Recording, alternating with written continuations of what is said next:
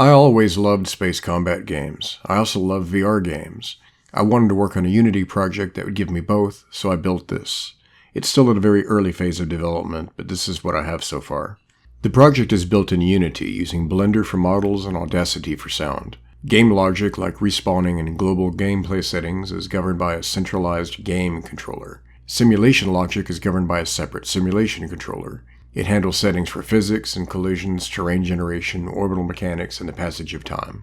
I used custom shaders to get more advanced visual effects without frame rate loss. High frame rates will be extremely important when I add VR support. One thing that I use shaders for is to make Jupiter look fairly good. I wanted an atmospheric glow effect where light bounces off the upper atmosphere like a lens. To get it, I made an unlit Fresnel glow shader for an edge effect that extends a bit into the dark side. The thing I really wanted was moving cloud bands. I got it with a shader that uses curl noise-driven UV distortion to deform the main texture. It also uses a secondary texture as a flow map to guide horizontal deformation. This gives me a counter-rotating cloud band effect as seen by space probes. I did need AI help for the math in these shaders, but I'm learning quickly. The starfield background uses real stellar data from the Yale Bright Star Catalog. I used instance rendering to create the stars, each being a textured quad, and these quads have a custom shader to make them fuzzy and get around some subpixel rendering issues. There's over 9,000 stars here, up to magnitude 7, so performance was an issue. The background image is projected inside of a sphere slightly larger than the star field. I wanted planets to look good up close and support terrain deformation. These planets use low detail spheres at a distance, but swap them out for progressively higher detail as you get close. To get that detail, I created subdivided icosahedrons at varying subdivision levels. These are very slow to generate at very high detail, so I got around that by using Unity's job system to generate them in the background without interrupting gameplay. I also rewrote the generator for burst compiled jobs to make it faster and jobbable. I implemented a simple caching system so it only has to generate each level of detail once. Then I pre-cache it all when the application starts, also in the background. I wanted the landscapes to appear slowly as you get close. To do this, I use vertex displacement for shaping mountains and valleys.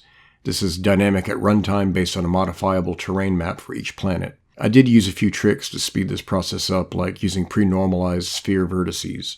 The terrain generation process still needs work, but I have a standalone planet tool I made to help with that. Ships handle differently when close to a planet. They slow down, the ship aligns with the horizon, and vertical steering is dampened. I have a basic and ugly cockpit, kept simple while I work out controls and positioning. There's no ship around it yet, just an open cockpit. It uses a virtual joystick for steering and a linear throttle with a lit thrust indicator. The radar uses a render texture plotted with a radial projection map of other ships. All flight controls are managed by the position of physical controls.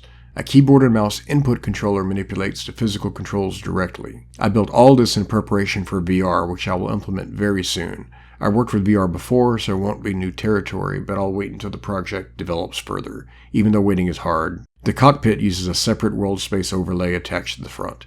It has a horizon indicator aligned to the ecliptic plane, though it switches to a planetary horizon when close to one. There are guns attached to the cockpit. The ship's weapon system component sees and adds them automatically. The guns have recoil animation and a simple flare effect when they fire. The laser bolt uses overbright HDR emissions for bloom effects, and I use a similar bloom effect for the sun. Enemy ships use the same ship and subsystem components as the player, including guns. In place of a player input controller, they have an AI pilot controller. Ship AI is still primitive, but very capable of fighting the player. Enemies have a few ranges governing their behavior. They have a maximum firing distance, an ideal distance from which they prefer to fight, and a breakaway distance used to avoid impact. Together, these give ships a simple combat behavior. They come at you shooting, they veer off again to their ideal range when they get too close, then they turn around and attack you again. I needed a larger type of enemy ship, something that dwarfs the player, so I created this test for a capital ship. It's ugly because it's still just a test model. It spawns ships using a spawner object, and the spawner has a set rate it can spawn at. It limits the number of ships out at one time, and it's limited by an inventory. I gave it a simple engine thrust effect. Turrets use the same AI as ships, but without propulsion, just steering and weapons. This is all very primitive right now, but the project is only a few weeks old. I've made it past the make it work phase, and now I'm deep into an improvement phase. I'm expanding on features, improving visuals, and tackling some of the more intimidating aspects of the design. Soon, it might even be fun to play.